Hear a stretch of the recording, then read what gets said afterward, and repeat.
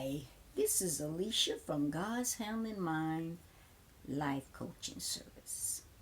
Today I'm going to give you another good video, and as you can tell by the name of it, my imaginary relationship with Keith Sweat. Now, listen, this is how this came about, okay? You know, I told you guys that I listen to a lot of relationship coaches. And this particular relationship coach, he did a video, but I cannot remember the name of it. But it, quite naturally got something to do with relationships. And he was saying that a lot of our relationships be in our head. Okay.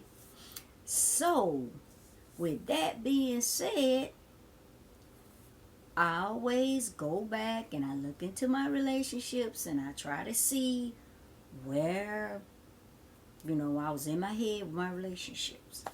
And guess what? The majority of my relationship was in my head. Seriously.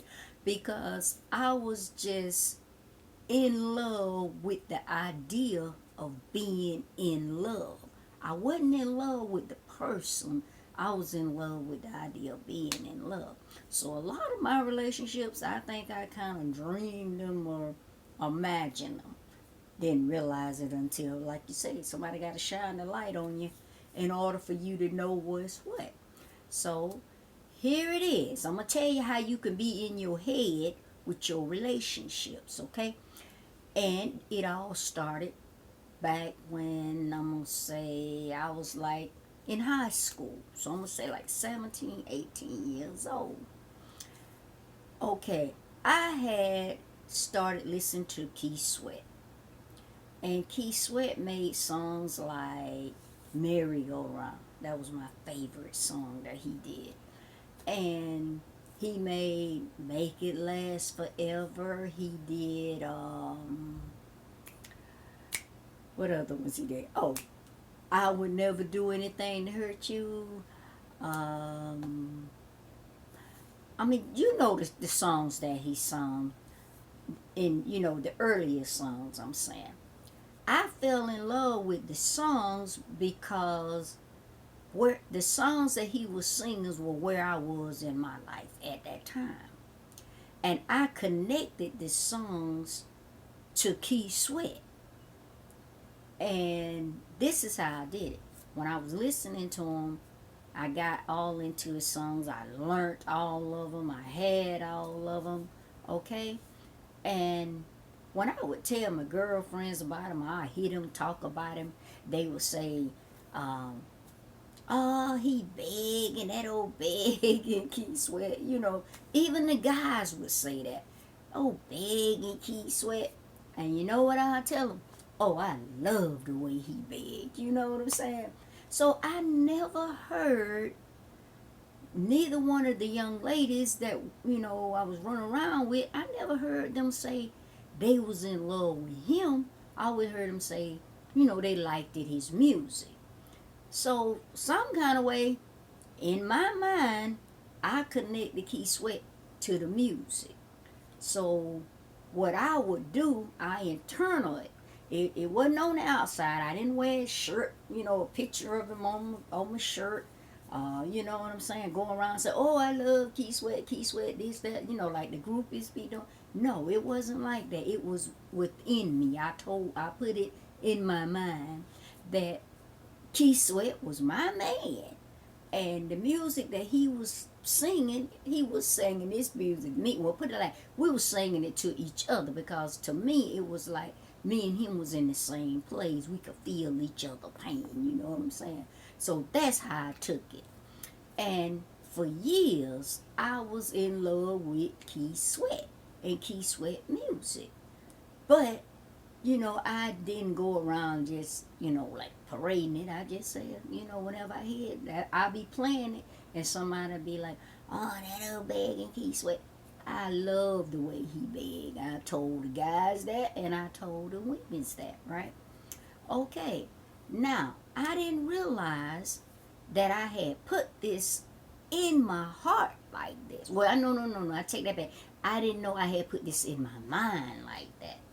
And it went deeper than what I knew, because for a long time I would be like, if me and a guy broke up, I didn't care. Why? Because, hey, I got a man. That's what I told myself.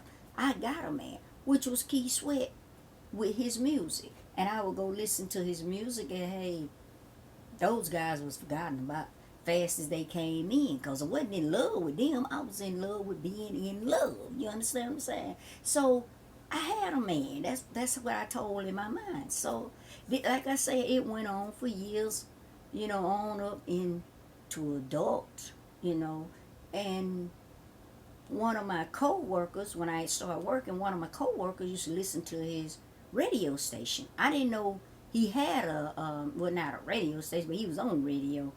And she was listening to him. I had never heard it. And so I asked, it was a little guy riding with us too, and I said, is that the Keith Sweat? And he was like, I don't know, I think so. He didn't really know Keith Sweat, he was kind of young.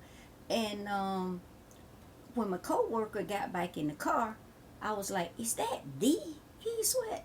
And she was like, yeah, that's that old big thing, because I was crazy about him too. And as usual, what I say, girl, I love the way he big. And I was just surprised to be listening to him, on the radio, listen to him talking and everything. Oh, let me tell y'all this before I forget. Now, my son, mind you, when he was young, he used to watch, you know, me around, I'm dancing around Keith Sweat. I've seen Keith Sweat on shows, where he be dancing a little, make his little moves or whatever while he be singing his songs or whatever. So my son would see it, knowing I liked it, and some kind of way he picked up the little moves. And he kind of favored Keith Sweat to me because he had the little wavy hair, and he was tall, slender, just like him. So I would always do. I would say, baby, hit that number for me one time. And he'd do that little Keith Sweat move for me. He could get anything he wanted from his mama when he did that move, and he knowed it just because he could do it. But moving on from that, it's like, okay, it was like the night before, before I had heard Keith Sweat radio station, right? I had talked to the Lord. I said, Father God, I said, this is the one thing that I want in my life before I leave this earth. And that is to meet Keith Sweat. I do not want to meet him at no concert, though I want to, maybe be able to go to his dressing room and meet him, or either like somebody invite him to my birthday party or something of that nature, like one-on-one. So I'm telling God, I'm like, Lord, if I see this man and he come up to me and say something, I said, Lord, I'm going to faint. I'm just going to fall out. I already know it. God has a sense of humor, and God is my best friend. So that's who I talk to. I laugh and I talk to him, cry to him, whatever. So this is what I'm telling God, right? So here it is the next night, I work at night. And we're getting ready to go to work. So we driving to work. Okay, Keith Sweat show come on again on the radio. And I'm listening to him. And like I said, I never heard a woman say she loved Keith Sweat. I know she loved his music. Women love his music, because that's all I ever heard. They love the music, but I never heard nobody say they loved him. So when the lady came on, she was telling Keith Sweat, I want you to sing a certain song that she wanted to hear. I can't remember what it was. And Keith Sweat told her, he said, well, why don't you let your husband imitate me and sing the song to you? She told Keith Sweat, I don't want him to imitate you. I want him to be you. And when I tell you, that broke my heart, because I never heard nobody say they loved it. Him, I knew they loved his music. I didn't mind sharing his music, but him, that's a different ball game. You know what I'm saying? So what I did was, I'm just listening, And then other women started coming on, and they was like, they was in love with Keith Sweat. They wouldn't talk about the music. They was crazy about Keith Sweat. You know what I'm saying? So I'm now like, oh man, they just don't kill. They done killed everything. You know what I'm saying? So I was like, Lord, I just asked you. You know, I wanted to meet him. What I said, why did this happen like this? And God started explaining to me that I made Keith Sweat a security blanket back, well, I say back in the day. But I didn't realize that what I did, and I know God know I didn't realize it either. But that's what I did. I made him a security blanket, and to shelter me from the hurt from the guys. And it had gotten to the point that I was making Keith Sweat an idol. And I did not realize that either. That's how you make people and things idols, you not knowing it. And when God revealed this to me, I repented and I cried. I asked God to forgive me for it because I didn't know that that's what I had did. I didn't even realize that I had done that.